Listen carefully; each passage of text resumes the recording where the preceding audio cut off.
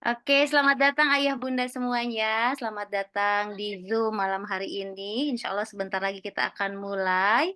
Dan Alhamdulillah malam hari ini kita juga live Facebook ya ayah bunda di Facebooknya, fanpage-nya guru kami Dr. Ari Ginanjar Agustian. Bagi ayah bunda yang ingin share linknya, kami persilahkan kepada para sahabatnya dan juga kepada teman-temannya. Boleh yang ingin melihat langsung di live Zoom juga bisa. Sebentar lagi kita akan mulai. Kita akan tunggu beberapa menit lagi ya ayah bunda. Nah ini eh, yang bergabung ini teman saya, ada teman saya yang cukup jauh nih dari Bali. Ada Sun Samlariana Ibu Guru nih. Selamat datang, Sun. Mudah-mudahan bisa mendapatkan manfaat malam hari ini. Amin, syukran Jack udah ngebagiin link ya, bagi informasi. Syukran. Oke, kita tunggu sebentar lagi ya.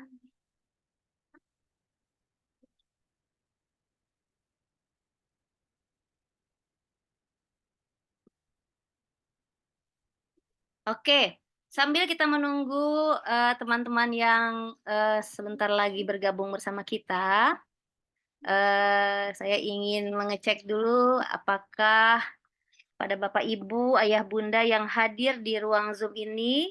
Sebelum kita mulai, saya ingin ngecek apakah suara saya dan gambar saya terlihat dengan jelas.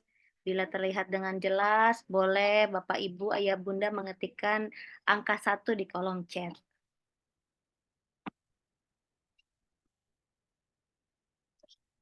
Alhamdulillah, terima kasih Bunda Feni untuk responnya.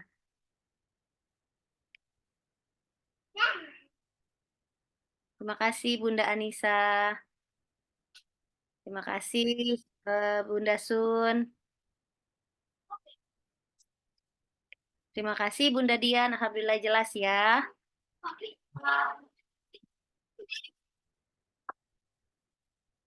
Alhamdulillah. Terima kasih Mbak Andika. Alhamdulillah jelas ya. Oke, kalau gitu karena sudah jam 8:05, kita mulai saja ya supaya tidak terlalu larut. Bismillahirrahmanirrahim. Assalamualaikum warahmatullahi wabarakatuh. Alhamdulillahirabbil alamin. Asyhadu an la ilaha illallah wa asyhadu anna Muhammadar Rasulullah. Allahumma salli ala sayidina Muhammad wa ala ali sayidina Muhammad. Selamat malam Bapak Ibu semuanya. Selamat datang di acara kita malam hari ini. Acaranya bernama Kemasan. Keluarga masa gini.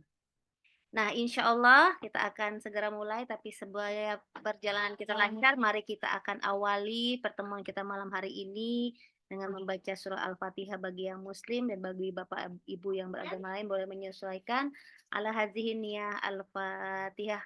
A'udzubillahi minasyaitonirrajim. Bismillahirrahmanirrahim. Alhamdulillahirabbil alamin. Arrahmanirrahim. Maliki yaumiddin, iyyaka na'budu wa iyyaka nasta'in, ihdinas siratal mustaqim, siratal ladzina an'amta 'alaihim ghairil maghdubi 'alaihim waladdallin. Amin. Alhamdulillahirabbil alamin.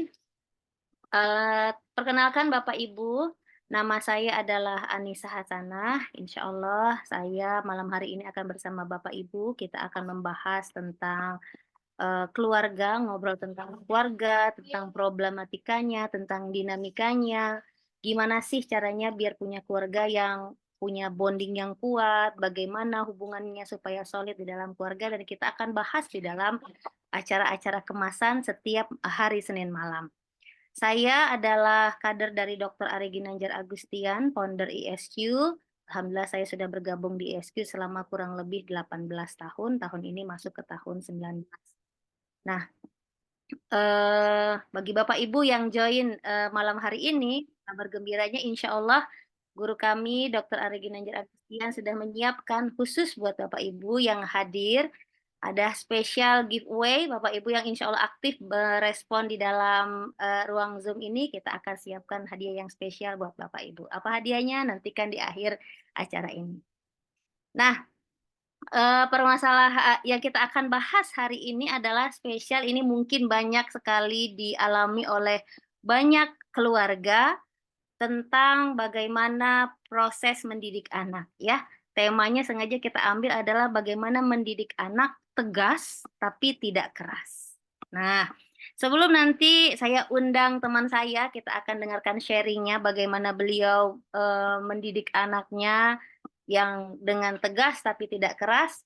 Saya ingin terlebih dahulu apa namanya mengajak ayah bunda semuanya untuk melihat apa ya hasil survei ya. Ini kita lihat ya. Izin saya mau sharing tentang hasil survei. Bentar.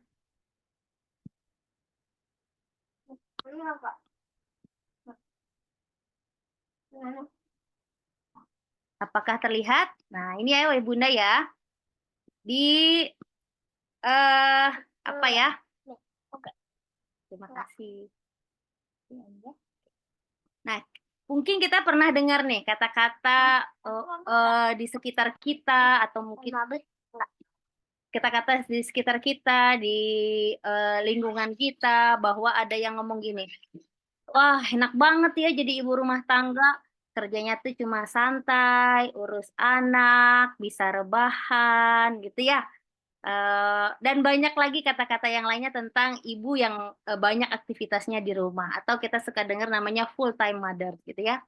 Padahal di balik kata-kata enak banget ya, cuma santai aja, cuma aja itu ya, cuma dan aja itu sebetulnya ibu-ibu itu di rumah itu kalau boleh dibilang pekerjaan tuh nggak ada habisnya ya. Kayaknya kalau 24 jam itu boleh dijalani mungkin kurang. Setelah mengerjakan ini, beberes rumah, ada masak, ada apalagi kalau punya bayi ya, belum lagi nyiapin bayi, cuci piring dan segala macamnya. Dan dari hasil penelitian itu, dari survei ini dari studi American Psychological Association tahun 2010, bahwa ibu rumah tangga itu justru adalah ibu yang paling tinggi mengalami tingkat stres daripada mereka yang bukan ibu rumah tangga ya, bekerja di luar rumah ya. Bahkan di sini juga di hasil ini juga menyampaikan bahwa hasil survei ini menyampaikan bahwa ibu-ibu yang banyak aktivitas di rumah itu sering sekali mudah terkena dengan yang namanya burnout, anxiety, bahkan depresi. Nah, karena apa? Mungkin karena yang dialami setiap hari itu pekerjaannya berulang terus, itu lagi. Kadang-kadang kurang variasi sehingga apa namanya, hasil survei itu bilang bahwa ibu rumah tangga itu mudah mengalami stres ya, seperti itu. Nah, kebayang nggak nih, bunda-bunda semuanya, kalau, eee, dengan pekerjaan yang setiap hari itu ya, setiap hari tanpa variasi, mungkin ya kurang banyak variasinya itu aja, maka akan mudah stresnya. Gimana kalau misalnya ditambah lagi dengan kalau si ibunya udah pekerjaannya banyak di rumah, tambah lagi ibunya harus juga menjadi seorang pendidik bagi anak-anaknya. Nah ya, udah pekerjaan rumah tangganya banyak, terus juga, apa namanya, pekerjaannya yang lain, dia harus juga menjadi seorang pendidik bagi anaknya, dia harus menjadi guru bagi anak-anaknya, terutama apabila anaknya itu memutuskan, atau keluarga itu memutuskan untuk tidak sekolah atau yang namanya homeschooling. Nah, kira-kira kebayang nggak, udah ngurus anak, ngurus rumah, kemudian harus jadi guru. Gurunya itu bukan hanya mengajarkan, tapi juga memikirkan kurikulumnya. Dan bahkan mungkin anaknya bukan satu, tapi dua atau mungkin tiga. Bagaimana stimulasinya? Nah itu seperti apa ya? Apa namanya? Dinamikanya oleh ibu-ibu yang dia juga rumah tangga dan juga menjadi seorang pendidik bagi anak-anaknya. Nah, hasil survei ini mengatakan bahwa 31% dari 1.500 orang tua itu memang mudah sekali dia mengalami stres dibandingkan orang yang ibu-ibu yang bekerja di luar rumah gitu ya. Nah, malam hari ini nih spesialnya nih, saya mengundang sahabat saya yang beliau juga apa namanya ibu rumah tangga, tapi ibu rumah tangga yang bukan hanya manajer rumah tangga, juga ngurusin anaknya homeschooling, terus juga masih sempet-sempetnya ngurusin yang namanya TPQ di rumahnya. Bukan hanya TPQ di rumahnya, tapi masih juga sempat mengajarkan ibu-ibu di sekitar rumahnya untuk mengaji. Nah, saya sangat tertarik dengan dinamika apa yang terjadi di dalam, keluarga teman saya ini. Bagaimana sih, menghadapi challenge-nya, gimana sih caranya mengatur rutinitas dan prioritas. Wah, pokoknya banyak nih pertanyaan-pertanyaan di dalam pikiran saya, gimana sih caranya biar keep waras, gimana sih caranya biar tuntas, gimana sih dengan sekian banyak aktivitas itu mendidik tegas tapi nggak keras. Padahal banyak banget tuh ibu-ibu kalau kalau udah banyak yang dikerjakan biasanya ibu-ibu tuh kalau di sosmed tuh akan keluar, kalau ibu-ibu udah mengeluarkan taringnya, seperti itu ya. Nah saya kepo banget nih sama teman saya yang, wah pokoknya totalitas banget deh. Oleh karena itu saya mau undang teman saya, adik saya, sahabat saya yang bernama Bunda Umi Vena Nurlaila. Oke, selamat datang Umi, assalamualaikum. Waalaikumsalam, Mami, Masya Allah. Saya panggil Mami aja ya, Ya biar kayak boleh ya, ngobrol. ayo Bunda, saya biasa dipanggil Kak Nisa, tapi kalau sama Umi Vena saya dipanggilnya Mami, karena anak-anak juga memanggil saya Mami ya Bunda. Jadi jangan heran kalau seandainya percakapannya sering mengucapkan Mami dan saya memanggil beliau Umi, karena anak-anak kami biasa berkomunikasinya seperti itu ya. Oke, sekarang kita akan perkenalkan dulu Umi Vena ya. Oke. Umi Vena ini anaknya 3 ya Umi Vena ya? Ya, Alhamdulillah. Alhamdulillah. Yang pertama berapa usianya Umi? 14 tahun. 14 tahun. Yang kedua, Yang kedua 10 tahun, 10 tahun. Yang ketiga, 2 tahun lebih 2 bulan. Masya Allah jauh ya jaraknya ya Umi ya. Jauh, Alhamdulillah. Alhamdulillah. Nah, boleh dong Umi cerita nih Umi, gimana sih Umi aktivitas Umi sekarang? Well, tadi walaupun udah saya ceritain ya sedikit, tapi teman-teman yang di Zoom dan di Facebook ingin tahu nih, gimana sih aktivitas Umi sehari-hari? Aktivitasnya kayak ibu rumah tangga biasa aja. Hmm? Full di rumah, alhamdulillah. Terus kalau ada beberapa hari tertentu memang ada ajak anak-anak sekitar tetangga di sini untuk ngaji di rumah. Mm-mm. Dan baru 2 bulanan sih Mami kita ajak ibu-ibunya juga untuk ngaji bareng sama. Masya Allah. Iya, alhamdulillah. Baru itu aja Mami. Masya Allah. Sih Baru sedikit. itu ya. Baru itu. Kalau yang anak-anak sudah berapa lama ngaji di rumah? Sudah mau 1 tahun. Jadi kita Masya pindah di sini Allah. sudah 1 tahun. Hmm. Kita kan baru pindah rumah nih. Jadi pindah rumah tuh udah setahun lebih 2 bulan. Jadi ini baru mau 1 tahun Baru mau. ada TPQ di sini. Ya. Nah, Umi tadi kan Umi bilang, di rumah aja. Tapi kan yang saya tahu ya nih Ayah Bunda, Umi Vena ini dulu anaknya kan sekolah seperti biasa ya, sekolah Mhm. datang, sekolah seperti biasa ya sebelum di komplek yang sekarang ya. Terus kok Mhm. tiba-tiba Umi memutuskan untuk anak Umi dan anak-anak memutuskan untuk homeschooling. Padahal kan challenge-nya kalau homeschooling itu plus jadi ibu rumah tangga itu apa ya, kayaknya lumayan ya Umi ya.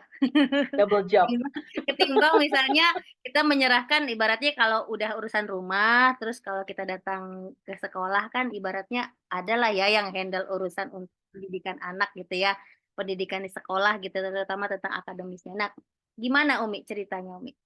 Bisa seperti itu, bisa bisa dari sekolah kemudian homeschooling gitu, gimana? Iya, sebenarnya dap apa ya, homeschooling nih udah dari dulu gitu kan. Homeschooling nggak ya? Sempet kan Mami coba dulu gitu ya, setahun udah gitu, ah kayaknya enakan sekolah gitu. Dan qadarullah pas kemarin, pas pandemi, pas kita lockdown hanya di rumah aja, Hmm. alhasil sekolah pun hanya guru-guru juga mungkin buat programnya juga Masya Allah ya, dengan kondisi dengan apa terbatas, pastinya kita yang orang tua pun ikut juga bantu buat programnya. Alhamdulillah Allah atur background yang sebelumnya Vena, bukan kalau apa ya, kalau pendidikan kuliah tuh saya bukan kuliah pendidikan ya, bisnis logistik, tapi sempat beberapa kali ikutan pelatihan orang tua kalau ada ibu-ibu di sini yang hafal sekolah Al-Falah. Nah, Masya Allah tuh ada PPOT 1 sampai 7. Saya ikut di situ dan ada bagaimana cara buat program mapping pribadi sendiri buat anak-anak sesuai dengan usia perkembangannya. Dan saat itulah Kanisa, saya coba buat, saya tuangkan Fatima dan Fawaz. Saat itu kalau Fahima belum ada ya. Jadi Fatima sama Fawaz saya buat programnya, saya tambahin yang dari sekolah apa, di rumah apa, selama 24 jam programnya seperti apa. Saya buat di situ alhamdulillah kerjasama sama Abi juga, sama suami saya. Karena nggak mungkin kalau kerja sendiri, jadi harus satu tim. Di situ buat program. Setelah itu Fatimah harusnya 1 tahun lagi untuk sekolah, cuman ditawarin sama sahabat mau nggak nih ikut UN langsung gitu, padahal dia baru kelas 5. Dicoba, ternyata persiapan sebulan lulus. Dan Fatimah bilang, Umi aku nggak mau ngelanjutin sekolah di sini lagi ya. Aku mau ambil jenjang yang lebih tinggi lagi. Oh ya udah oke. Cari pesantren pun nggak bisa. Cari pesantren kondisi pandemi nggak mungkin keluar sana sini. Istiqoroh, ngobrol sama mami juga. Ada Bunda Feni juga kayaknya di sini ya. Ada Teh Ida juga ngobrol gimana ya solusinya. Saya ngobrol sama suami dengan background suami adalah pesantren ya, dari lulus SD sampai pengabdian sampai lama sekali beliau di pesantren.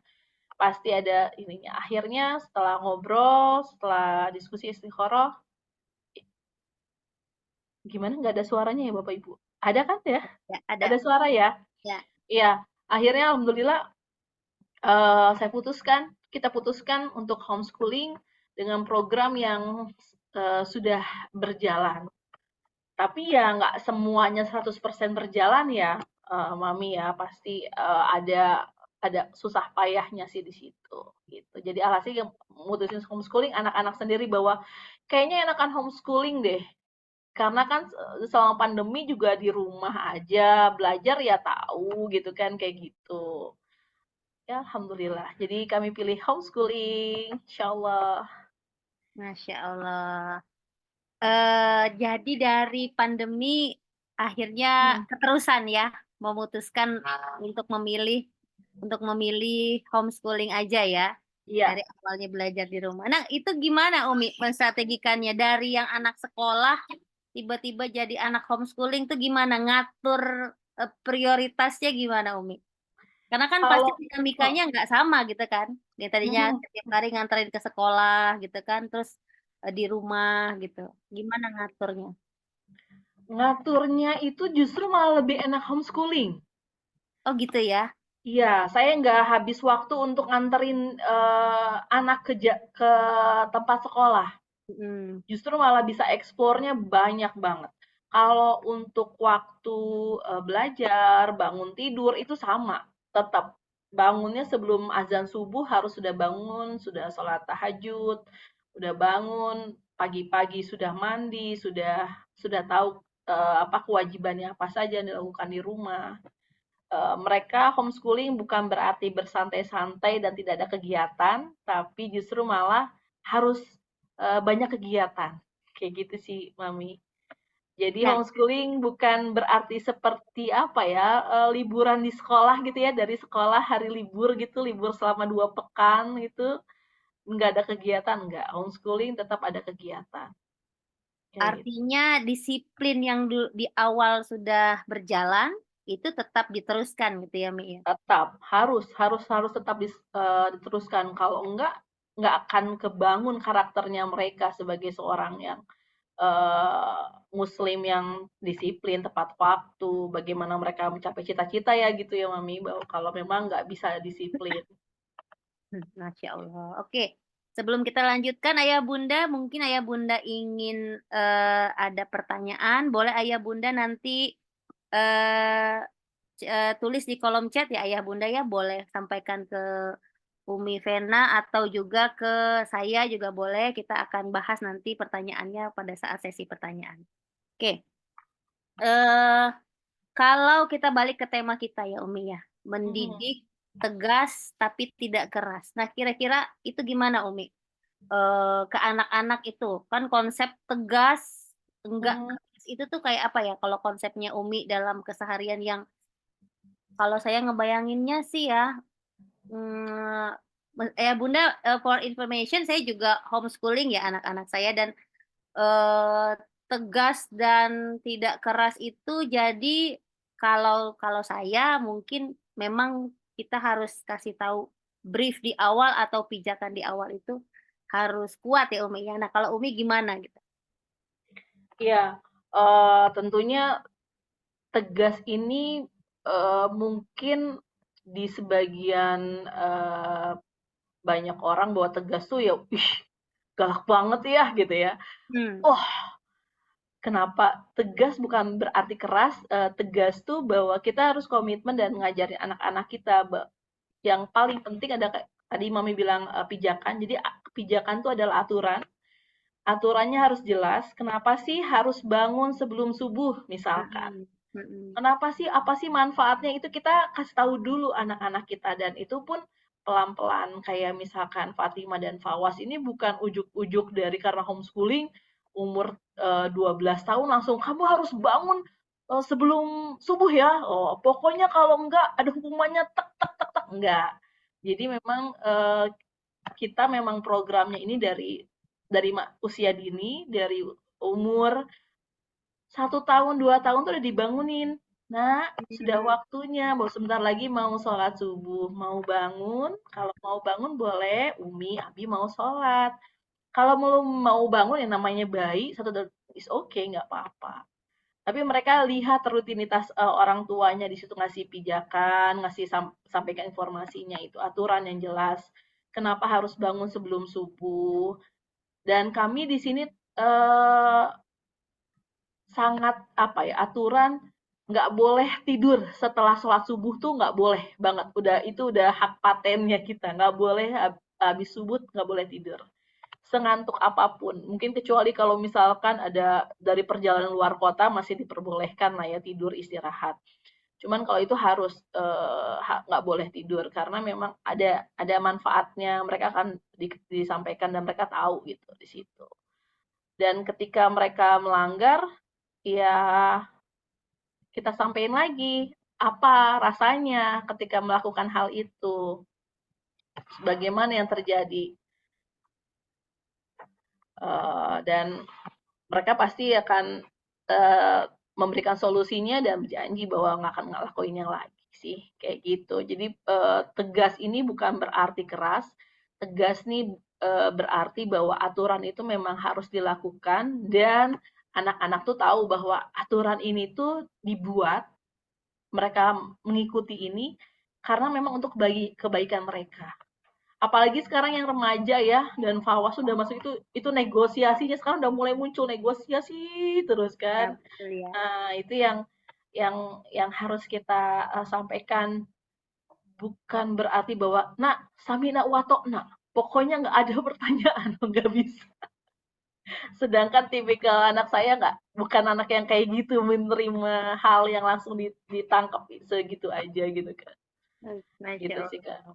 Kak. Ada nggak, apa namanya, sesuatu yang seru selama dalam perjalanan proses mendidik tegas dan tidak keras ini? Terutama mungkin ke anak yang pertama barangkali atau yang kedua, Fatima Oh atau Fawaz. banyak ya, Contohnya apa misalnya? Karena banyak kan, banget. Jujur sekali jujur. lagi apa ya, persepsi orang-orang tetap ya, yang namanya tegas itu dalam tanda kutip keras gitu ya. Kalau tadi Umi kan tegas itu Enggak. memang karena pijakannya kuat di awal, dia di-brief di awal kuat bahwa, sejak kecil itu rutinitas itu dibiasakan dan kemudian kita kasih tahu manfaatnya ya. Jangan Iya, sampai betul. kita memberikan perintah atau kita mengajak dia melakukan sesuatu tapi si anak nggak ngerti manfaatnya gitu ya. Jadi Yes. ya Dan terkesannya bukan di anak anak ini malah terpaksa melakukan itu gitu ya, kalau tadi yang Mami tangkap dari Betul, kayak Umi ya? betul. Tanpa ancaman, nggak boleh ada ancaman. Kalau kamu ngelakuin hal itu, nanti kamu akan misalkan ya membuat anak itu takut gitu, nggak ada, Iya, heeh, nggak masuk. Jadi saya sangat-sangat menghindari hal itu. oke. Jadi nggak ada ancaman ataupun apa. Punishment eh ada nggak Umi punishment? Punishment-nya apa ya? Karena anak nih, ya kalau misalkan saya akan sangat tegas sekali kalau memang hal itu tentang misalkan nggak sesuai waktu, nggak sesuai syariah, udah saya tegas di situ Mami. Tapi punishment itu sendiri misalkan kalau memakai handphone nih kayak kakak Fatima misalkan dia sudah bisa saya kasih itu handphone, tapi kalau memang ternyata ada pelanggar, ada langgarannya dia ini, kita udah buat kesepakatan, oke silakan handphonenya kasih ke Umi cek dulu benar nggak kayak gitu. Hmm. Saya sita dulu karena memang udah perjanjiannya oke cuman hanya berapa jam saja, untuk apa aja bisa dipakai, laporan memang dia Fatima. Kakak habis Hmm. pakai ini untuk ini gitu. Kayak gitu sih, Kak. Jadi memang sangat, apa ya, penting sekali buat, menyampaikan informasi ke anak-anak dan, tidak bersuara, teriak kencang, nada Mm-mm. yang sangat tinggi. Karena saya pernah coba, kenapa ya, waktu mungkin saat lagi hamil, saya lagi hamil Fahimah, itu kan lagi emosinya lagi nggak stabil banget ya, Mami, ya. Di situ saya suaranya tinggi, itu anak berusaha nunduk, tapi kayak senyum. Nunduk tapi senyum.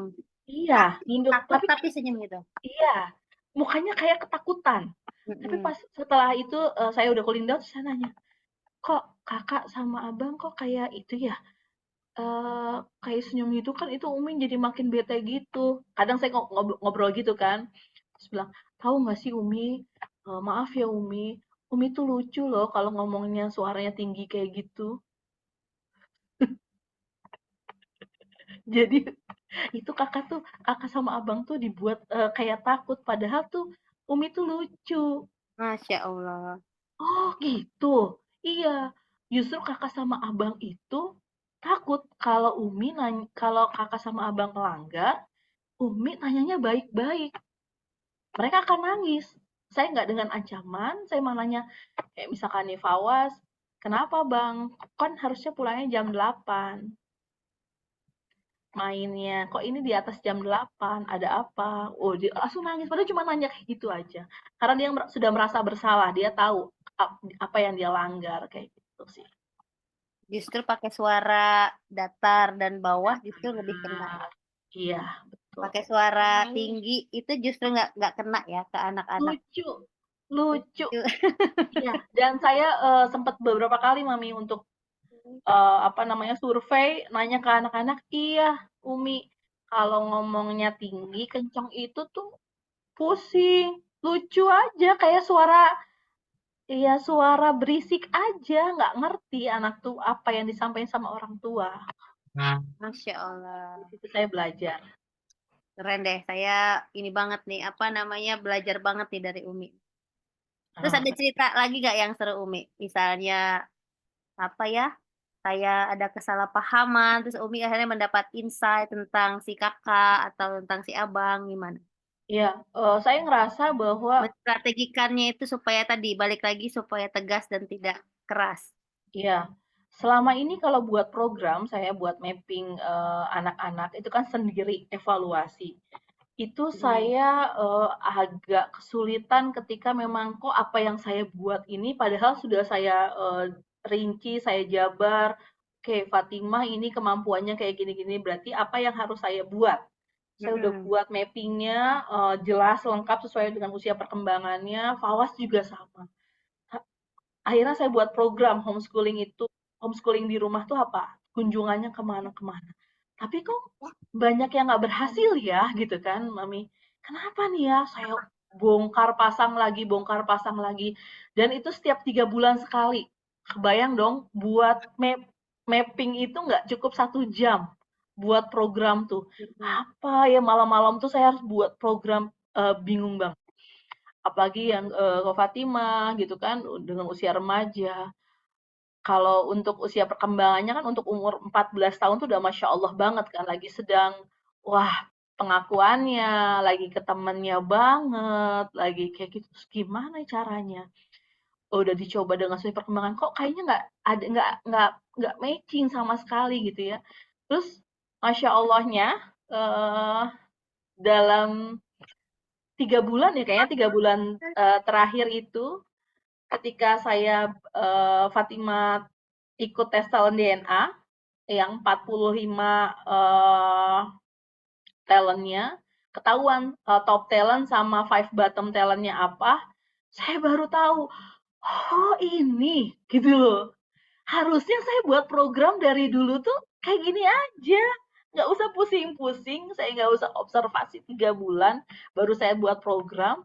Itu hanya dengan sebentar banget, nggak nyampe setengah jam, saya bisa buat program itu dan alhamdulillah cocok gitu. Oke, Fatima ternyata explorer, oke anaknya seperti ini, signifikan, akuntabel, oke berarti apa yang harus saya buat gitu dari situ sih Kak. Dan apalagi anak-anak di sini pun Fatima sama Fawas pun mereka ngajar di TPQ ini karena Mhm. itu masuk program homeschooling kami supaya mereka bisa belajar public speaking, bagaimana caranya membersamai anak-anak. Di situ sih, Kanisa. Oke. Ya, Berarti dengan ada talent DNA itu udah enak banget, bisa buat program tuh Masya Allah, dan buat di sini kalau ada ibu guru, ada guru atau punya pemilik sekolah, wajib banget kita sendiri punya top talent DNA-nya, anak-anak juga punya, kita bakal buat programnya Masya Allah. Gampang banget, Mami. jadi Boleh sekarang nanti Umi Japrian. udah punya peta sendiri buat Kakak Fatima dan Fawas ya? Setelah tahu Iya, tanya mereka. iya. Dan jadi komunikasi pun jauh lebih lancar, tahu banget apa yang harus dilakuin gitu loh. Tanpa buat programnya lama tuh udah nggak usah lama-lama banget. Oke, nih anak sukanya kayak gini gitu. Contohnya kayak Fawas, tahun lalu dia ikut liga futsal. Wah, kan biasanya kalau anak laki-laki itu semangat futsal, oke tanding gitu Betul. ya. Betul. Masya Allah. Tapi ketika pas pertandingan, dia semangat. Bayangin ketika ada bola dari lawannya, dia nggak berani ambil. Padahal udah latihan 1 tahun gitu. Iya, dan dia tuh jago banget. Jago banget. Tendangan apa tuh memang udah latihannya udah sudah ketat banget gitu. Bisa gitu ibaratnya untuk usia segitu, Ya. alhamdulillah gitu ya kan. Mhm, mhm. Tapi kok giliran ke lawan nggak ini gitu. Sampai coachnya sampai bilang, ayo dong Fawas, ambil, jangan malu, jangan kasihan ke temennya. Sampai bilang, nih ibunya nih ngajarinnya nih kayaknya terlalu suruh ngalah. Waduh, iya nggak ya gitu kan? Saya emang suruh anak ngalah gitu ya? Bentar-bentar, saya sampai mikir gitu kan. Sampai ya Allah, iya nggak ya introspeksi? Saya salah di mana ya? Karena saya senang kalau nerima masukan. Mhm. Wah kayaknya ada yang kurang. Oke, apa yang kurang? Saya sampai bilang ke Fawas, Bang, ambil aja Bang bola yang lawan tuh Bang. Abang tuh harus lindungin teman-teman kelompok Abang. Abang kan harus menang. Nggak apa-apa. Iya tapi kan tuh orang sama-sama muslim Umi. Harus saling sayang. Ya Allah, Masya Allah. Subhanallah. Aku greget. Duh, saya salah di mana gitu ya. Ternyata ketika eh, talent DNA-nya harmoni paling atas. Nah, Jadi sosial butterfly banget. Jadi dia bener-bener yang mastiin, ngejaga banget supaya orang tidak sedih gitu ya, tidak yes, kecewa, tidak betul, tidak betul. mau mengecewakan orang lain gitu. Iya, dan karirnya, kalau talent DNA karirnya Fawas itu cocoknya bukan jadi atlet, tapi jadi coachnya, jadi pelatihnya, ahli strateginya. Oh, Umi Vena udah sempet ambil karirnya juga ya? Udah sampai anak-anak saya udah sampai karirnya. Karena Oke. memang buat biar tepat Mhm. apa yang program apa yang harus kita siapin. Jadi sekarang ini alhamdulillah banget. Terima kasih Gurunda Pak Ari dengan ada talent DNA ini sangat banget mempermudah saya buat kami membuat program homeschooling anak-anak kami. Jadi anak-anak saya FAWAS pun ada eksplornya juga. Jadi kita memang Masya Allah cocok banget di homeschooling karena anak-anak bisa belajar dengan berbagai macam pelajaran dari manapun mereka belajar di situ sih. Masya Allah, Alhamdulillah. keren banget. Nah, kalau anak-anak sudah kenal, kalau Umi sudah ikut talent DNA juga, sudah tahu. Udah dong, itu yang tadi ada 10 top talent dan 5 Nah, dan bottom. gimana Umi menstrategikan tadi sesuai tegas dan tidak keras tadi? Oh, mungkin kita sambil lihat ya Ayah Bunda ya, talent DNA-nya Umi Vena ya, supaya bisa tergambar nih. Umi Vena itu talent DNA-nya kan tadi Umi Vena cerita tentang anaknya. Nah, Umi Vena itu ini gitu ya, kurang lebih seperti ini gitu. Ayah Bunda nggak usah pusing dengan ini apa sih maksudnya, biar Umi Vena yang menceritakan. Umi Vena itu Aduh. seperti apa sih maksudnya supaya tegas dan tidak keras itu gimana Umi Vena? Ya, pertama saya intinya dari bangun tidur itu Gurunda Pak Ari, ada Bunda Feni juga di sini kayaknya ya. Insya Allah Mm-mm. kalau mau bangun tidur, ucap hamdalah, habis sholat tahajud, subuh itu udah wajib doa, minta sama Allah, tolong dibimbing bagaimana cara kami mendidik anak-anak kami. Saya berdoa bagaimana Bunda Siti Khadijah mendidik anak-anaknya menjadi suatu Fatimah Az-Zahra, Masya Allah. putri Rasulullah sesolehah itu gitu kan pasti ada ibu yang luar biasa hebatnya di situ. Saya berdoa di situ minta sama Allah apa yang harus saya lakukan ya Allah di situ. Lalu saya cari apa ya? Apa yang harus saya lakukan supaya potensi anak-anak saya ini keluar? Hmm.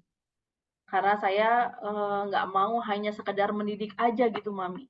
Mm-mm. Kalau matematika, bahasa Indonesia, apapun itu gampang banget pastinya. Tapi saat ini, apa yang harus dilakukan oleh saya supaya ketika saya nggak ada, mereka tetap bisa survive. Mm-mm.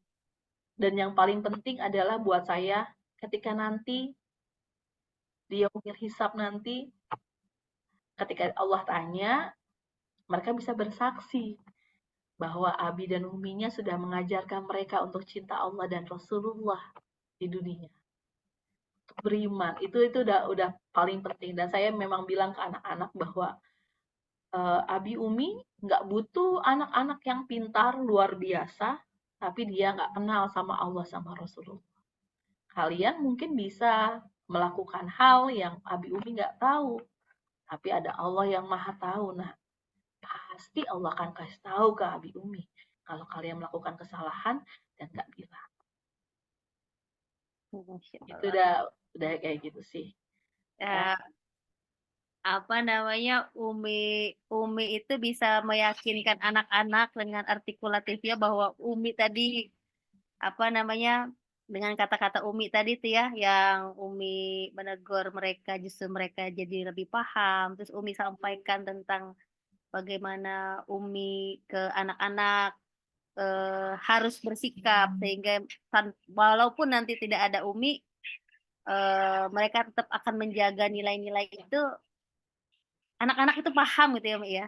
Iya, alhamdulillah. Alhamdulillah, Masya Allah. Sangat jelas dan artikulatif sekali gitu sampai anak-anak tuh bisa memahami seperti itu gitu ya. Terus apa lagi ya saya mau tanya apa ya? Apa perbedaannya Umi? Perbedaannya Umi tahu diri Umi tahu diri anak-anak, sama Umi tahu suami gitu setelah tahu talent DNA ini di keseharian Umi dari sebelumnya yang mungkin banyak dinamikanya. Aduh, ini program ini belum tepat, ini gimana? Apa perbedaannya? Sebelumnya tuh saya kebayang bahwa di rumah saya nggak ada yang bantuin. Jadi kami mengerjakan semuanya bersama-sama. Pasti ada tingkat titik apa ya? Bukan jenuh.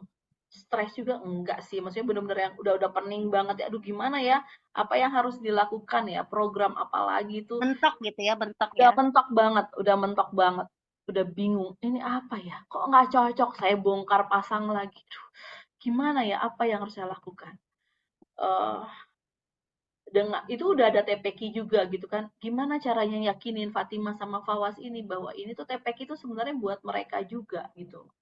Bahwa saya membuat TPQ ini adalah bagaimana caranya mereka menanamkan peduli peduli ke mereka gitu, peduli sama sekitar, peduli sama umat Nabi Muhammad SAW. Bagaimana mereka peduli. Kalau ke anak kan nggak bisa kita langsung ya, Mami ya, bahwa Hmm. kamu tuh harus peduli, kamu tuh harus nolong ya, gitu kan. Mereka harus lihat contohnya apa yang dilakukan sama kita. Tapi di satu sisi itu saya bingung, udah mentok, aduh gimana ya caranya? Saya harus cari gitu, cari dan alhamdulillah gitu dengan ada Telendera ini justru malah saya bisa tahu, oh, oke, kayak misalnya suami saya, oh sebenarnya dia bukannya nggak peduli, tapi memang ada caranya yang berbeda, cara penyampaiannya yang mungkin dilihat sama orang nggak peduli, sebenarnya dia tuh peduli, care banget kok gitu loh. Mm-mm. Jadinya kitanya juga nggak apa namanya, nggak ngenes sendiri gitu loh, nggak nggak, aduh kok gitu nggak sedih sendiri gitu. Ke Kalau anak-anak saya pun sama gitu. anak ya, iya. Ya kayak Fatima gitu kan, "Eh, Kakak kok gitu sama Umi? Ngomongnya kok kayak ngotot, gimana coba ngomong sama Umi harusnya," gitu kan.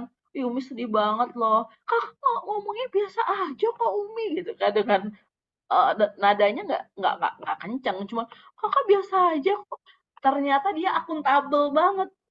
Terus Kakak Oh, tuh paling nggak suka kalau Kakak tuh ditanya, Kakak tuh akan bertanggung jawab. Oh, oke, gitu loh. Jadi kita hanya sebelumnya nggak tahu kalau dia seperti itu. nggak tahu, jadi tuh nyangkanya, "Ih, ini anak nih kayaknya tuh kok ngebantah ya?" Gitu loh. Padahal tuh bukan Hmm. ngebantah. Dia Orang nggak aku suka oke. Jadi dipertanyakan ada pekerjaan dia ya. triknya, iya, dirubah tanyanya. Oke, mau kapan nih selesainya nih? Gitu kan. Wah, kayaknya enak Oh. nih. Kalau ini dirubah.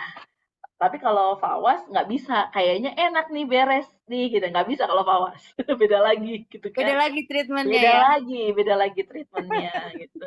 Jadi tetap tetap setelah tahu tahunnya tetap tegas dan nggak keras, tapi lebih dapat lagi cara masuknya gitu ya. Iya, nggak pakai bete kitanya sebagai Oh, seorang ibu.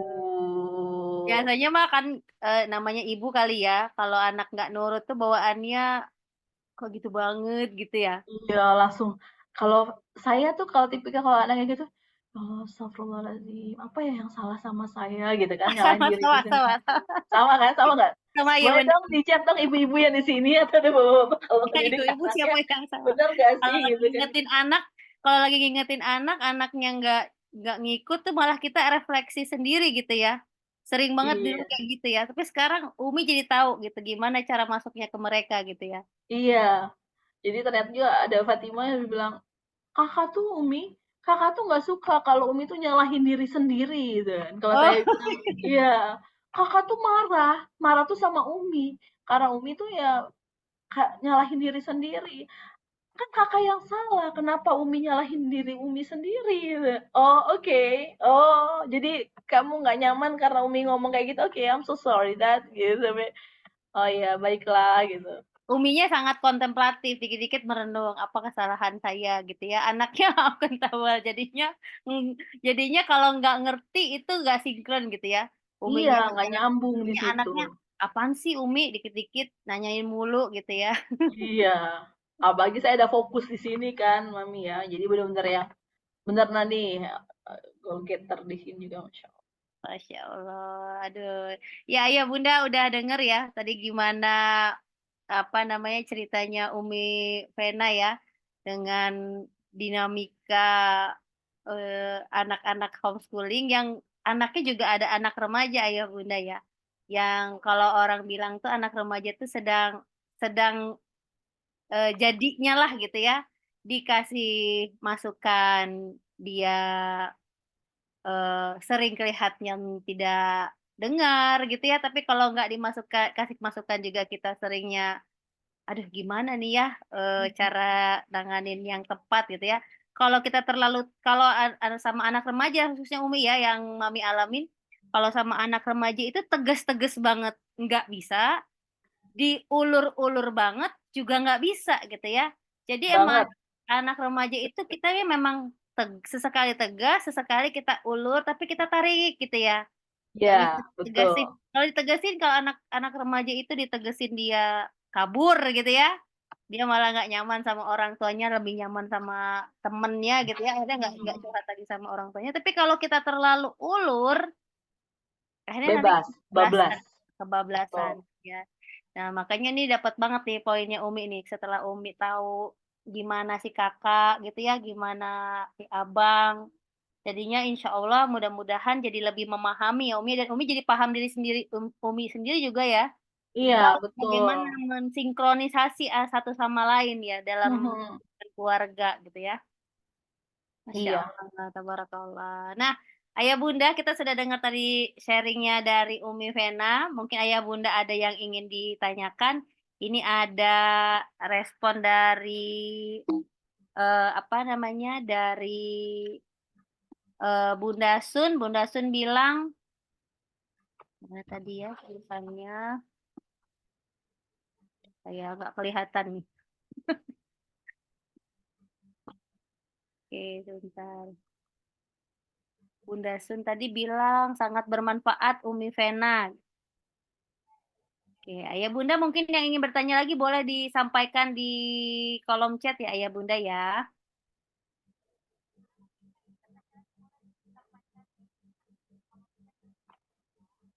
Nah, ini ada pertanyaan dari Pak Beni. Waduh, Masya Allah nih. Allah nih ya. Waduh, salam Bagaimana takzim Pak Beni. mendidik anak punya rasa tanggung jawab dari usia dini, Umi? Itu Masya Allah pertanyaan Pak Beni. Mohon izin Pak Beni. Wah, salam buat Bunda Ernest. Semuanya nih Masya Allah. Bagaimana mendidik anak punya rasa tanggung jawab dari usia dini?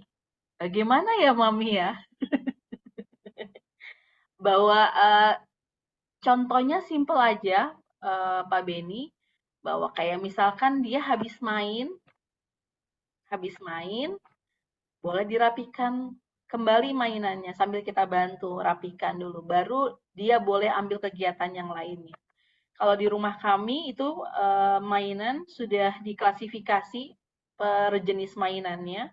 Jadi kalau misalkan kayak sekarang ini Fahima usia 2 tahun, dari Fatima sama Fawas pun sama. Jadi ketika Fatima, Fawas atau Fahima waktu dulu mau main puzzle, tapi dia lagi main Lego, dia nggak bisa ambil box puzzle-nya sebelum Legonya dirapihkan dulu.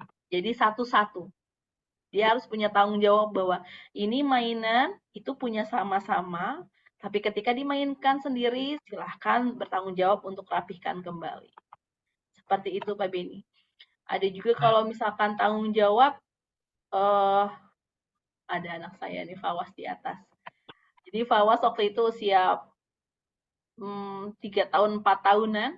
Saya waktu lagi silaturahim ke ada ibu saya kayaknya di Facebook nih, main ke pasar karena mau beli jaket jeans untuk Fawas, kalau Fatima rok kalau nggak salah waktu itu. Tapi di situ di depan pasar ada mainan perahu, Mami. Ya, Ini main di perahu wilayah kotak-kotak main kotak perahu. gitu ya. Iya, betul. Ya, ya. Harganya kan murah banget ya, 10.000. Betul. Iya. Saya sebelum saya ke pasar, kita ke pasar itu barengan, sekeluarga, saya sudah bilang ke anak-anak, "Nah, kita mau ke pasar. Kita mau beli jaket untuk Fawaz dan rok jeans untuk Fatimah. Oke, kita hanya ke pasar hanya beli itu." Ya. Jadi pas ketika datang ke pasar, oh, awas lihat dan bayang dong disodorin ya sama penjualnya. Ini loh, Jang, gitu kan kalau bahasa Sundanya kan, nih lihat nih mainnya, wah gitu kan, lihat mainannya berbinar-binar kayak toko mainan gitu. Dan alhasil Fawas nangis kenceng. Oh nangis, Umi pengen mainan itu perahu. Oh iya boleh, tapi sekarang eh Postur. kita tujuannya untuk beli jaketnya Fawaz. Hmm. Nanti ya, lain kali kita kesini lagi kita akan beli perahunya. Tapi sekarang tugasnya kita, tujuannya kita ini adalah membeli jaket. Di situ Fawaz nangis, ya saya biasa aja. Nadanya juga biasa aja, suaranya seperti ini juga. Oh iya nggak apa-apa, Fawaz mau nangis boleh. Sedih ya, mau Umi peluk? Oke, Fawaz peluk Umi sambil jalan ya, sambil pilih buat kakak ya rok jeansnya. Fawaz sudah siap pilih jaketnya? Enggak, Fawaz nggak mau. Fawaz mau perahu. Oke, nanti ya. Lain kali kita kesini lagi kita beli perahu, oke? Sekarang kita tetap beli jaket. Tapi sampai selesai Fawaz masih nangis. Gimana Fawaz? Nggak mau jaket. Oke, berarti nggak jaket. Kita nggak beli jaket ya hari ini ya. Oke, kita masuk, kita pulang ke rumah. Di situ Fawaz nangis, terus saya peluk dan di perjalanan akhirnya dia berhenti. Dia berhenti nangisnya. Udah tenang, saya nggak pakai tanya-tanya banyak banget, saya tanya lagi setelah tenang baru, gimana Fawaz, kenapa nangis tadi? Iya, Fawaz sedih, Fawaz pengen perahu Umi itu kan bagus, keren banget gitu kan. Maksud, oh iya keren ya, bagus ya, iya Umi juga pengen deh beli mainan itu, tapi sekarang kita tujuannya tadi tuh buat beli apa bang? Beli jaket. Jaket.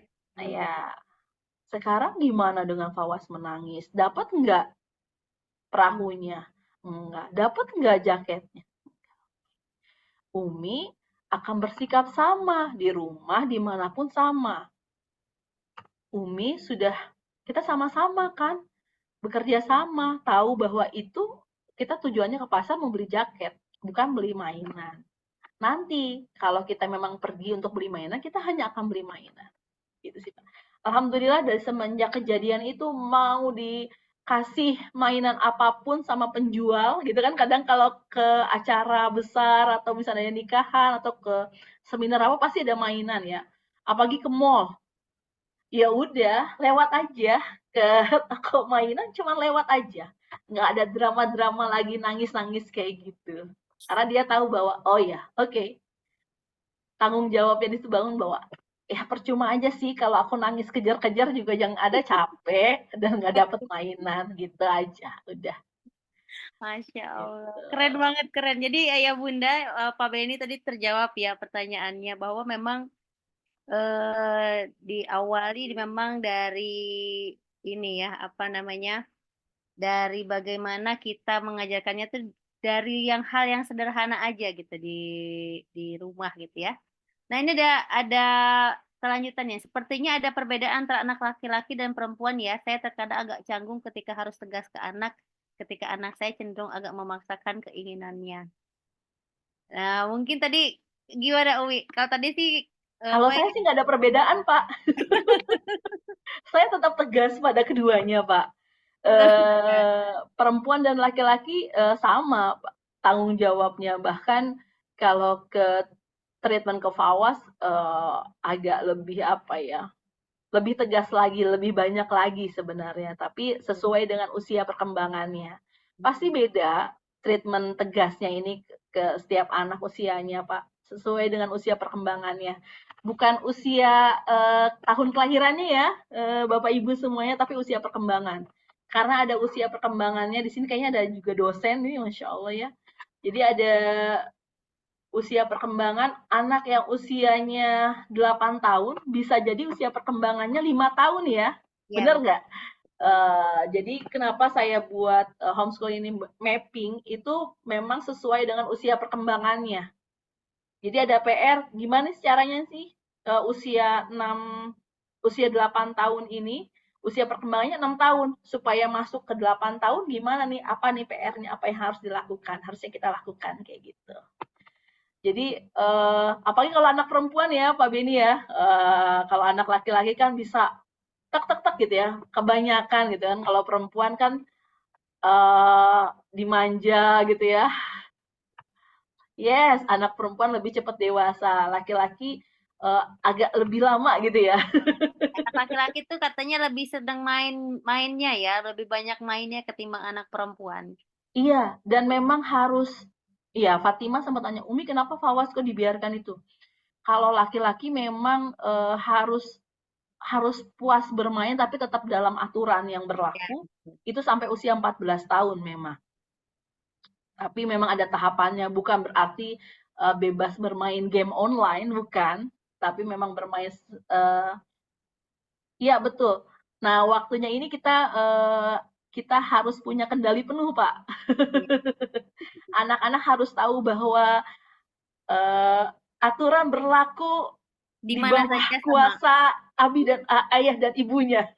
Dan itu harus sama ya Umi ya. Harus Di sama. rumah, di rumahnya, di rumah teman abi uminya, di rumah nenek kakeknya, aturannya sama. Jadi memang Iya, mereka akan lihat ketegasan kita di situ, sehingga kita tidak terlihat keras gitu ya Umi ya, karena kita dari awal tegas ya, iya, dengan aturan betul. mainnya mereka. Justru kalau kata anak-anak saya, Umi itu akan jauh lebih tegas kalau ada tamu di rumah. Jadi mereka tidak akan mau membuat masalah sedikit pun. Karena percuma, sangat percuma. Misalkan mau melobi apapun, ya sama aja. Uminya akan tetap sama, peraturan tetap peraturan gitu. Ya Ya, betul Pak. Jadi harus komunikasi dengan pasangan kita, dengan istri, dengan suami, dan anak-anak juga sampaikan bahwa aturan ini memang ada ini memang untuk kalian, kebaikan kalian. Apa yang terjadi kalau misalkan sempat anak saya ini Fawas mainnya sampai setengah 9 malam gitu kan, karena hari libur. Saya bilang boleh bermain karena ini di dalam perumahan ya, insya Allah aman. Tapi tetap aja bahwa, nak, ada waktu butuh tidur, tubuh istirahat. Apa yang terjadi ketika kamu pulang jam 9 malam? Sedangkan batas tidur itu jam 10 malam. Ada waktu yang harus disiapkan untuk tubuh, untuk rileks. Supaya ketika kamu bangun tidur, kamu sehat, kamu segar, kamu senang, kamu happy. Supaya besok tuh kamu akan bisa berkegiatan dengan banyak hal dengan happy. Bayangin kalau kamu jam 10, apa yang terjadi? Sholat subuhnya tepat waktu nggak? Bisa ke masjid nggak? Saya akan sampaikan kayak gitu. Nyaman nggak? Pasti capek-capek, pegal-pegal. Jadi apa yang harus dilakuin? Itu sih. sangat convincing sekali ya, mampu membuat anak-anak yakin dengan dengan jawaban-jawaban uminya gitu ya.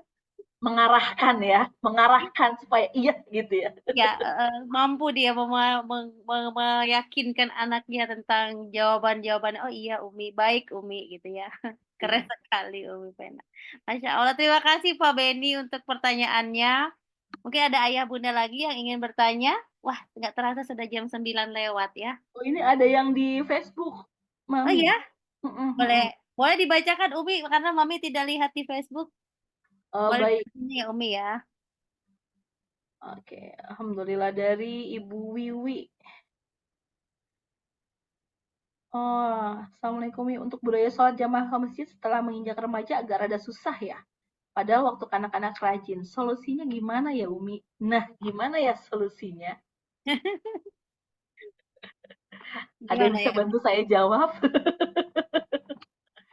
Eh, Balik lagi bahwa saya ini keluar dari jamaah masjid dulu ya, Bu Wi dan ibu-ibu semuanya. TPQ di rumah kami itu bukan kayak TPQ pada umumnya. TPQ di rumah kami ini ada program sentra namanya. Jadi sama kayak sekolah di Al-Falah. Sekolah mungkin di sini juga banyak ada sekolah sentra. Jadi programnya itu mereka pagi-pagi akan jurnal dulu, datang jurnal dulu, dan saya akan buat mereka enjoy dulu. Kalau ada wajahnya mereka matanya nggak berbinar, ada masalah, nggak senyum, kenapa dia sedih? Saya akan tanya dulu. Karena saya ingin mengaji di rumah kami ini bukan hanya sekedar mengaji baca Quran atau belajar bagaimana bisa baca Quran. tapi saya ingin memasukkan ke dalam subconsciousnya mereka, ke alam bawah sadar, bahwa ketika membaca Quran itu akan membuat happy loh, membuat bahagia. Jadi saya ingin membuat kenangan yang indah. Bisa jadi ini Bu Wiwi ya di Facebook, bisa jadi ada ke masjid ini, boleh boleh dong tanya, ke masjid itu waktu kanak-kanak itu dipaksakan atau atas keinginan anak sendiri. Itu berbeda. Saya waktu kecil dulu kalau ngaji gitu ya di masjid, saya masih ingat sekali apa yang diperlakukan oleh guru ngaji saya gitu kan. Mungkin biasa ya, zaman dulu ya kan, pakai sarung kalau salah atau sajadah ada yang ini ya, ada ya dipukul lah gitu anaknya gitu kan. Itu membuat saya kalau sampai sekarang pun ketika ngaji tuh kayaknya berat banget gitu ya. Nah, saya ingin memasukkan ke alam bawah sadar saya, alam bawah sadar anak-anak yang ngaji di sini, ke anak Fatimah, ke Fawas, ke Fahimah, bahwa ketika kamu mengaji, itu kamu tuh buat hati kamu tuh happy loh.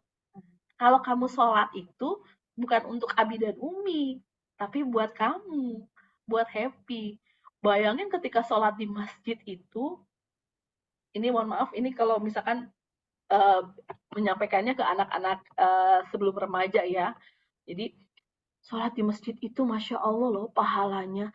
Tahu nggak sih pahala itu apa? Surga itu apa? Saya ajak mereka membayangkan surganya. Kamu mau apa? Gitu. Jadi saya nggak ngasih nerakanya dulu nih, bahwa hukumannya nggak. Saya nggak ngajak itu. Jadi mereka happy. Jadi alhamdulillah ketika anak-anak yang ngaji, anak-anak tetangga kami yang ngaji datang ke rumah pun mereka happy gitu kan. Umi hari ini kegiatannya apa ya? Gitu. Kita mau ngaji apa Umi gitu. Apalagi hari Jumat itu udah wajib baca surat Al-Kahfi kami kan. Alhamdulillah. Ya, Jadi mungkin bisa jadi ada pengalaman yang kurang menyenangkan mungkin. yes. Ajak bicara dulu. Ajak bicara dulu. Kita tanya dulu apa yang menyebabkan kamu tidak mau datang ke masjid lagi gitu ya. Iya.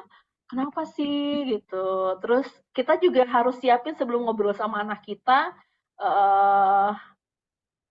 kebaikan apa yang kita dapetin kalau sholat di masjid. Iya, betul. Rasulullah, contohin Rasulullah gimana, dan kita pun sebagai orang tua pun mencontohkan gitu. Kalau anaknya Kayak remaja mungkin bisa by discuss gitu ya, diskusi. by discuss. Kalau anak remaja udah, dan itu logika banget, logik Ya. banget, dan memang kita harus kuat gitu dengan saya misalnya ngobrol sama suami saya gitu, nah, Abi, ini Fawas udah waktunya sholat ke masjid.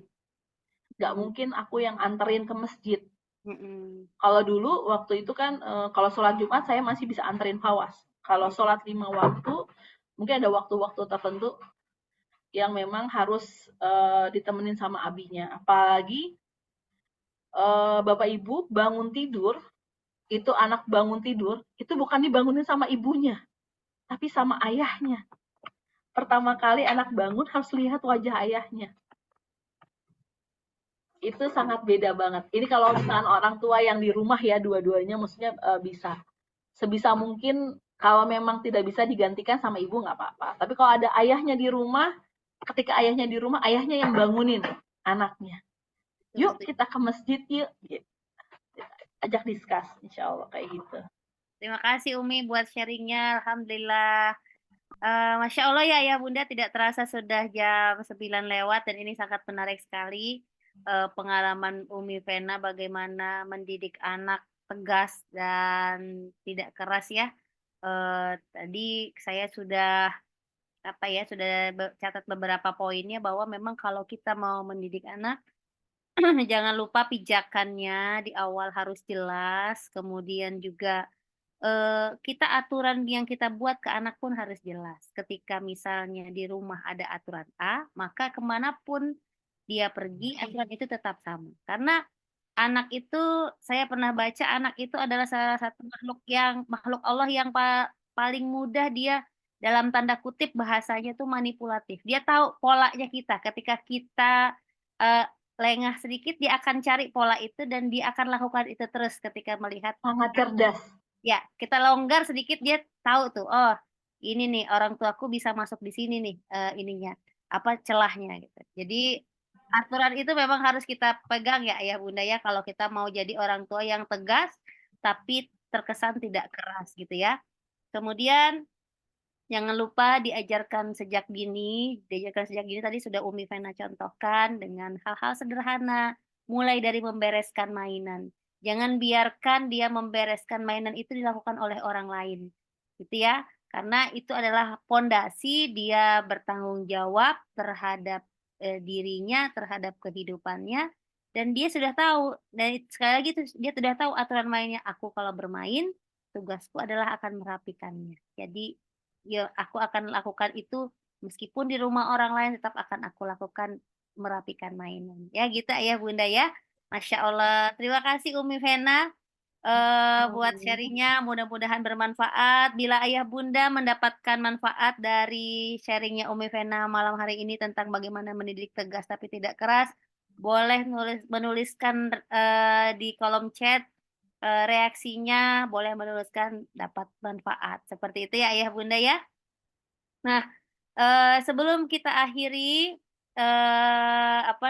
kita akhiri malam hari ini sharing di acara kemasan ini, saya ingin, eee, apa namanya, me mencari kepada Ayah Bunda, siapa Ayah Bunda yang akan mendapatkan spesial dari, eee, guru kami.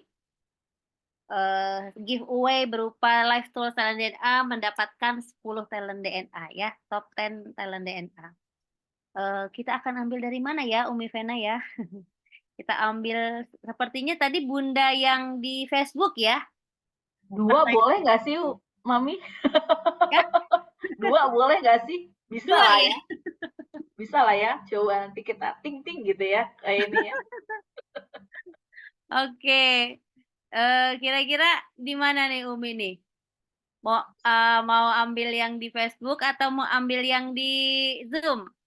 Silahkan, Mami Nisa yang ini. Oke ya. Sepertinya eee,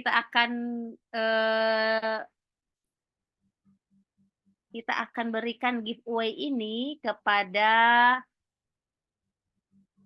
tadi siapa yang bertanya tadi Umi? Yang Kepada mana? Bunda yang tadi bertanya, Bunda Wiwi ya? Ya, Bunda iya. Wiwi Febriani ya, Bunda Wiwi Febriani yang bertanya tentang bagaimana, membudayakan sholat berjamaah ke masjid ya Umi ya. Nanti kalau ada 2 nanti, Mami tanyakan dulu ya. Oke, selamat buat Bunda Wiwi, nanti akan kami hubungi via inbox di Facebook ya Umi ya. Terima kasih sekali lagi kepada Umi Vena dan kabar gembira juga buat ayah bunda semuanya. Bagi ayah bunda yang sudah pernah mendapatkan tes talent DNA, maka ayah bunda bisa mengajak keluarganya, mengajak kerabatnya untuk mengikuti talent DNA dan ayah bunda bisa menjadi afiliatornya. Ya, karena ketika ayah bunda sudah bergabung mengikuti live tour talent DNA, di sana ada link untuk ayah bunda bisa menyebarkan talent DNA kepada kerabatnya dan ayah bunda otomatis sudah menjadi afiliatornya. Dan juga bagi ayah bunda yang penasaran gimana sih karakternya keluarga ayah bunda seperti tadi Umi Vena yang memahami oh anaknya Kakak Fatima seperti ini, oh Fawaz seperti ini si Abang gitu ya, gimana si Abang yang sangat harmoni gitu ya, yang dia nggak mau menyakiti temannya, sudah ikut latihan setahun sangat bagus, tapi ternyata Abang itu nggak mau membuat orang lain kecewa. Nah, itu ayah bunda bisa tahu, ayah bunda boleh scan barcode di sini atau ayah bunda boleh menghubungi saya, atau juga ayah bunda yang teman-temannya Umi Vena boleh juga langsung menanyakan ke Umi Vena gimana sih caranya supaya kita bisa mengenal lebih dalam siapa anak kita, gimana caranya supaya kita bisa masuk kayak tadi Umi Vena yang menemukan akhirnya caranya bagaimana nih cara Betul. ngomongnya yang baik ke Kakak Fatimah. Bukan caranya dengan cara ngambek-ngambek atau, seperti apa, tapi, Umi Fana tinggal cari kata-kata yang tepat, maka Kakak Fatimah langsung mau mengerjakan tugasnya tanpa menunda-menunda lagi ya, gitu ya. Iya, Gitu betul. ya Ayah Bunda ya, Ayah Bunda boleh scan barcode-nya, Ayah Bunda penasaran coba aja Ayah Bunda scan barcode, Ayah Bunda nanti akan lihat seperti apa sih, live tool silent DNA itu. Sekali lagi terima kasih Umi Vena, mudah-mudahan sharingnya malam hari ini banyak memberikan inspirasi kepada ayah bunda tentang bagaimana mendidik tegas tapi tidak keras karena memang perjalanan kita dalam mendidik anak itu eh, apa ya namanya bukan hanya sekedar sampai mengantarkan mereka di usia menginjak remaja, tapi kita harus mengantarkan mereka tuh sampai ke usia yang mereka siap menghadapi dunia ini dan itu harus disiapkan dari sekarang ya Umi ya. Iya. Disiapkan dari mereka masa kecil ini dan bayangkan kalau kalau kita tidak memahami mereka banyak luka-luka nanti seperti apa mereka akan mendidik generasi mereka yang selanjutnya ya. Mudah-mudahan banyak hikmah malam hari ini. Sekali lagi saya mengucapkan terima kasih banyak. Mudah-mudahan Allah memberikan berkah buat Umi Vena sekeluarga, buat sharing ilmu di malam hari ini. Dan juga mudah-mudahan ayah bunda mendapatkan berkahnya juga dalam kehadirannya di malam hari ini. Saya mohon maaf lahir dan batin bila ada kata-kata yang kurang tepat, ada sikap yang kurang berkenan. Mudah-mudahan Allah mengampuni saya. Kita akhiri perjumpaan kita malam hari ini dengan ucapan hamdalah. Alhamdulillahirabbil alamin. Sekali lagi terima kasih. Saya akhiri. Wassalamualaikum warahmatullahi wabarakatuh. Waalaikumsalam warahmatullahi wabarakatuh. Terima kasih ayah bunda Terima semuanya. kasih banyak. Terima kasih Bunda Dewi, terima kasih Bunda Endang, terima kasih Gena. Masya Allah. Ada Mbak Wanda nih, Masya Allah Mbak Wanda. Ada. Terima kasih Pak B Terima kasih Kak Denny. sudah bergabung. Saya tidak terlalu jelas kelihatan ini. Terima kasih Mbak Dita. Oh iya Kak Dita, terima kasih Kak Dita. Terima kasih semuanya. Terima kasih semuanya. Terima kasih ya Umi. Sama-sama Mami. Ya Allah. Izin live ya. Izin kita end meetingnya ya Ayah Bunda ya. Terima kasih. Assalamualaikum. Terima kasih Oya. Waalaikumsalam buat Love Adik you Mahena Oya. sama Kakak Fatima dan Abang Fawa. Assalamualaikum. Waalaikumsalam warahmatullahi